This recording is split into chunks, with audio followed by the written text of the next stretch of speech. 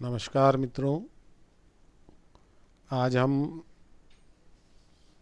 प्रबंध के सभी कार्यों के बारे में विस्तृत रूप से चर्चा करेंगे। चर्चा करने के पहले सबसे पहले हमें यह देखना है कि एक हमको कल्पना करनी है। सपोज मान लीजिए, आप एक कल्पना कर लीजिए कि हम एक चाय पत्ती का बिजनेस करना चाहते हैं और उस चाय पत्ती का नाम फेरी गोल्ड कंपनी की वो चाय है और एक बड़ा कारखाना हमको उसका डालना है। तो ऐसी स्थिति में प्रबंध के अंतर्गत कौन कौन सी प्रक्रिया हमारे को अपनानी पड़ेगी, इसके विषय में मैंने आपको पहले से ही पिक्चर से पहुंचा दी है और वही पिक्चर से यहाँ पर भी हमने लिखकर पहले से रख ली है ताकि कम समय में हमारा वीडियो बने। लाइक करने में कंजूसी ना करें, है ना। देख तो आप रहे हैं, लाइक कुछ भी नहीं कर रहे हैं, ये भी दिक्कत वाली बात है। हम आगे बढ़ते हैं। फेरी गोल्ड कंपनी की जो हमने चाय की कंपनी बनाई है, बड़ा कारखाना हमको खोलना है, तो उसके लिए हमें कौन कौन से कदम उठाना है प्रबंध के अंतर्गत। जैसे कि पहले मैंने आपको बता चुका हूँ, निस निस अनिस, माने उसमें पहला नियोजन आया। तो नियोजन के अंतर्गत बेसिकली हमारे को करना क्या है। नियोजन के अंतर्गत सबसे पहले हमारे को आंकड़े एकत्रित करना है कि भाई जब हम अपना खुद का फैक्ट्री डालना चाह रहे हैं तो हमारे कितने कॉम्पिटिटर हैं, हमें कितनी मशीनें लगेंगी, कितने मज़दूरों की आवश्यकता पड़ेगी, कितनी लागत लगेगी, है ना। ये सारी बातें जो हैं वो सब की सब इसके अंतर्गत आएंगी।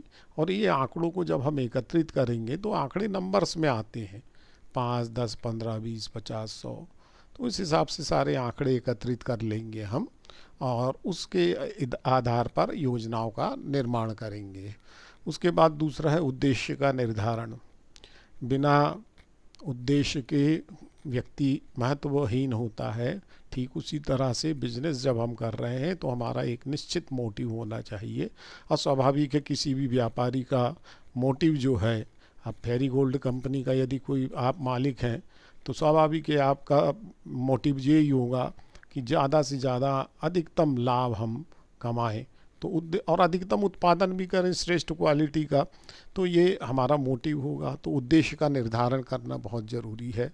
तीसरा काम बताया है नियोजन में नीतियों का निर्माण करना। देखिए, एक कारखाने को चलाने के लिए नियम और नीति इनका होना बहुत ज़रूरी है। बिना नियमों और बिना नीतियों के हम कारखाने का संचालन आसानी से नहीं कर सकते हैं। वही नीतियाँ, वही नियम, अनुशासन लेकर आते हैं। तो नीतियों और नियमों का निर्माण हमारे को करना पड़ता है। उसके बाद फिर कार्यक्रम का एक ढांचा बनाना। कार्यक्रम का एक ढांचा बनाने का मतलब ये होता है, देखिए आप एक ही काम नहीं कर रहे हैं, प्रोडक्शन अकेले का काम नहीं कर रहे हैं। प्रोडक्शन करना, पैकिंग करना, पैकिंग करने के बाद एडवर्टाइजमेंट करना, मार्केट में उसको सेल्स करना, ये अनेकों अनेक कार्य आते हैं। सभी कार्यों के लिए एक कार्यक्रम का हम निश्चित तौर पर ढांचा बनाएंगे और उस ढांचे के अनुसार हम, ढांचा माने रूपरेखा, उसके अनुसार हम काम को संपादित करेंगे। इसके बाद अगला दिया हुआ बजट बनाना। वैसे शुरू में ही पहले नंबर पर ये पॉइंट आना चाहिए। तो बजट बनाने के लिए सबसे बड़ी बात यह है कि बिना पैसों के तो कोई काम हो नहीं सकता है। आप फेरी गोल्ड कंपनी का निर्माण कर रहे हैं, कारखाना का निर्माण कर रहे हैं, तो इसमें आपको भवन लगेगा, मशीनें लगेंगी, बिजली फिटिंग्स लगेंगी। ये सारी खर्चे जो आने वाले हैं, संभावित खर्चे, उसका एक पहले से बजट बनाकर हमारे को रखना चाहिए। कितना पैसा हमारे पास कैश इन हैंड है, कितना पैसा हमें लोन से एकत्रित करना पड़ेगा, कितना पैसा शेयर मार्केट में शेयर बेचकर एकत्रित करना पड़ेगा, ये कितना पैसा हमें डिबेंचर्स जो हैं उनको बेचकर इकट्ठा करना, ऋण पत्र बेचकर इकट्ठा करना पड़ेगा। ये सारी बातें इसका अंतर्गत आएंगी। और उसके बाद लास्ट इसमें दिया हुआ है कार्यविधि। कार्यविधि का मतलब होता है, देखिए कोई भी कार्य हो उसकी एक निश्चित मेथड होना चाहिए। मशीन में काम करने वाले कर्मचारियों की कार्यविधि निश्चित होना चाहिए। निश्चित कार्यविधि होगी, आपस में विवाद नहीं होगा और सभी लोगों को उन्हीं कार्यविधियों के आधार पर काम करना आवश्यक होगा। और बड़े कारखानों में सामान्यतः ऐसा ही होता है और हर चीज़ की कार्यविधि होगी। यदि आप एडवर्टाइजमेंट कर रहे हैं तो उसकी भी एक निश्चित कार्यविधि के अनुसार ही हमें अपने उस बिजनेस को संपादित करना पड़ेगा।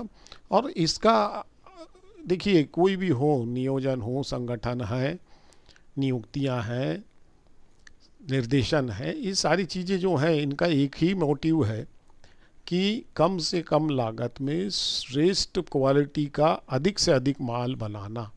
ये मानकर चलिए कि हर कार्य का ये एक मुख्य उद्देश्य होगा। इसके बाद अगला दिया हुआ संगठन। संगठन में बेटा ये होता है कि संगठन, मैंने इसके पहले भी बताया पुराने वीडियो में चर्चा के दौरान 5M बताया था मैंने, मानव, मशीन, मटेरियल, मनी और मेथड। देखिए, संगठन जो है इसमें मानव जो है उसका सारा रोल काल रहता है। तो सारा रोल काल मानव का रहता है, तो उसमें हमारे को ये देखना पड़ेगा कि कार्यों का सबसे पहले तो हमको वर्गीकरण करना पड़ेगा कि भैया कौन सा कार्य कौन सा व्यक्ति कब कैसे और किस तरह से करेगा।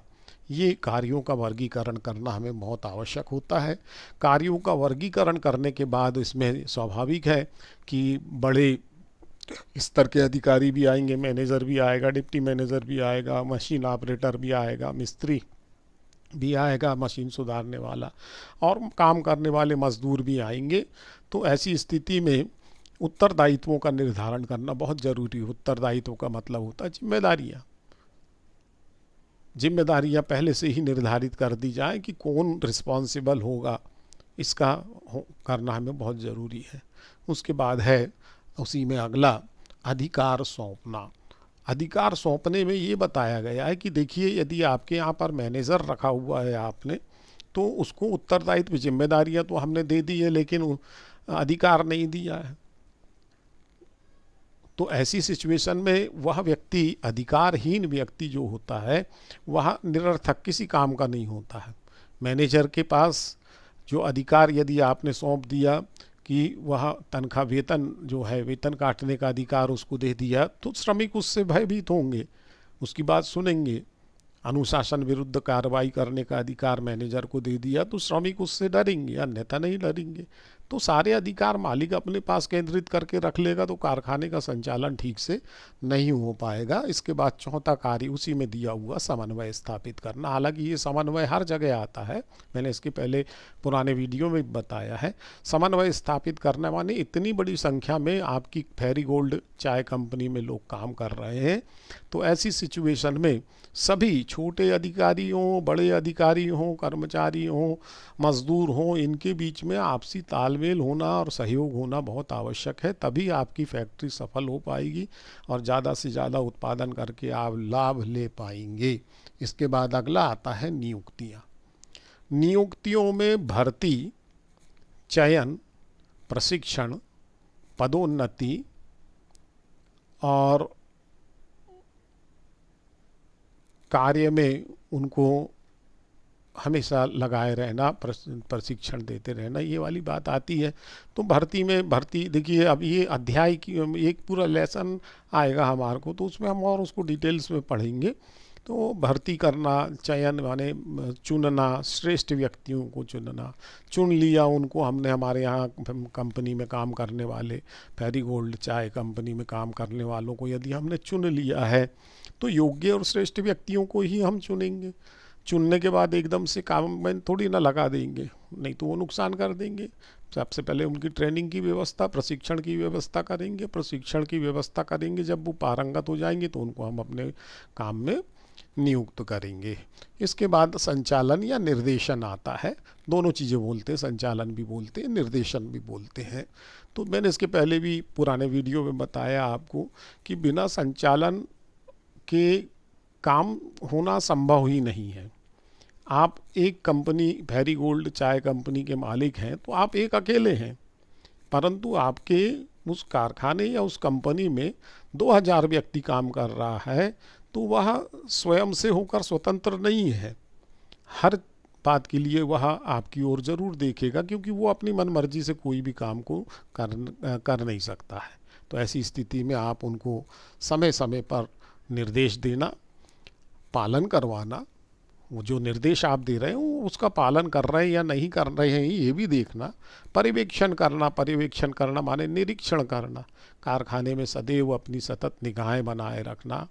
पर्यवेक्षण करने से लोग जो काम करने वाले हैं वो ईमानदारी से अपने कार्य को संपादित करेंगे, अन्यथा आप पर्यवेक्षण नहीं करेंगे तो वो काम भी ठीक से नहीं करेंगे, उनके अंदर में भय नाम की चीज़ नहीं रहेगी। इसके बाद आप देखें योजना से अवगत कराना। आपने जितनी भी योजनाएं बनाई हैं उन सारी योजनाओं से अवगत कराना, ये काम निर्देशन के अंतर्गत आता है कि एक योजना जब आपने बना ली, कार्यविधि आपने बना ली, कार्यक्रम का ढांचा आपने बना लिया, तो ये सब काम किससे आपको करवाना है? आपके फैरीगोल्ड चाय कंपनी के जो 2000 कर्मचारी हैं उनसे ही तो ये काम हमको करवाना है, तो सारी बातें हमें उनको बताना ही पड़ेगा। इसके बाद आता है बेटे अगला अभिप्रेरण। अभिप्रेरण मैंने इसके पहले भी बताया था कि अभिप्रेरण का मतलब होता है प्रोत्साहित करना। हमारे कारखाने में ईमानदारी से काम करने वाले कर्मचारियों को इनाम देकर उनको प्रोत्साहित करना।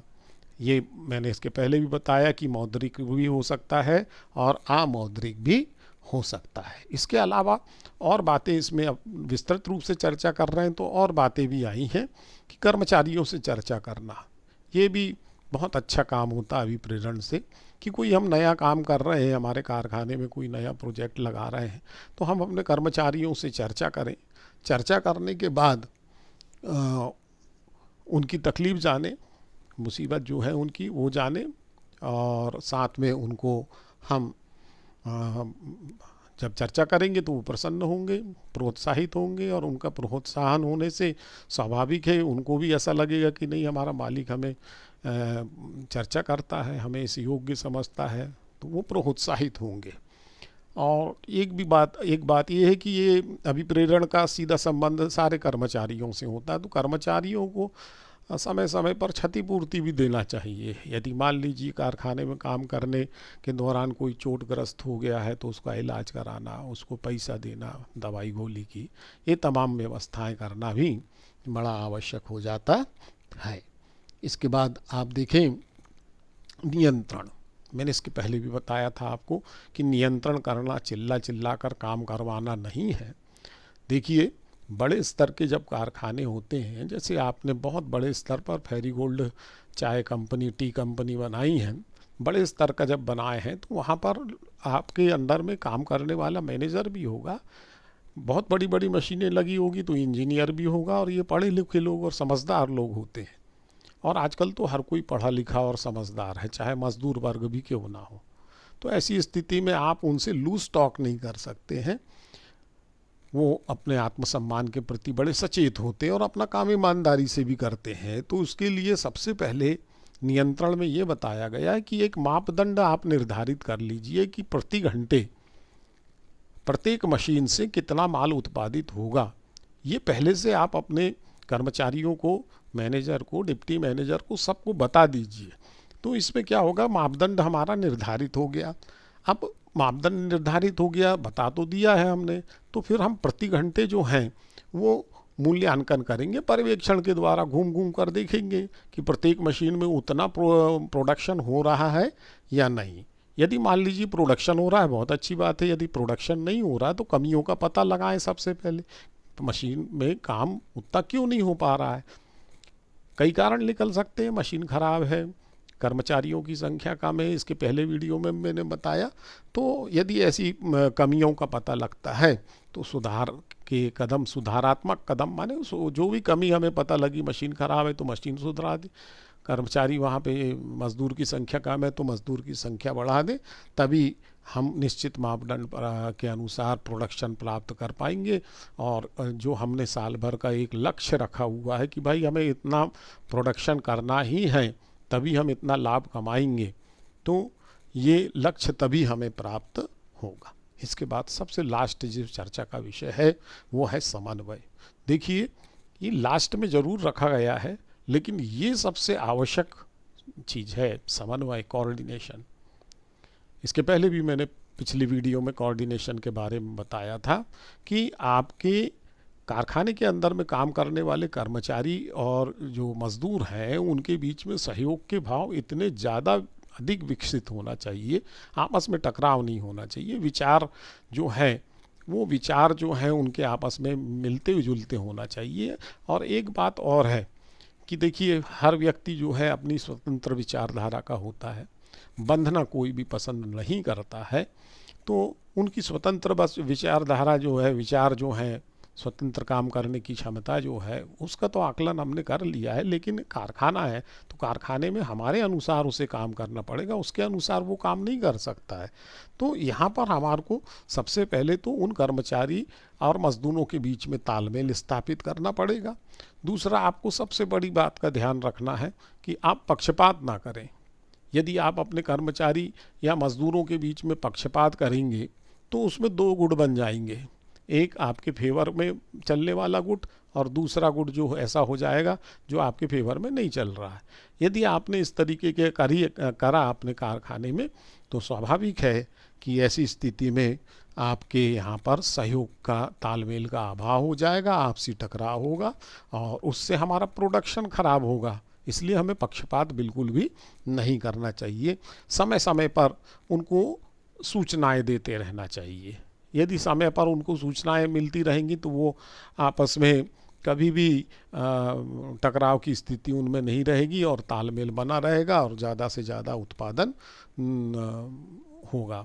अब भ्रमों को दूर करना क्या होता है कि जब समन्वय का एक सबसे बड़ा काम है कि निर्देशन, जब हम निर्देशन कर रहे हैं, संचालन क्रिया भी कहते हैं इसको, जब निर्देशन कर रहे हैं तो निर्देशन भी इतना सरल और स्पष्ट होना चाहिए कि भ्रम ना उत्पन्न हो।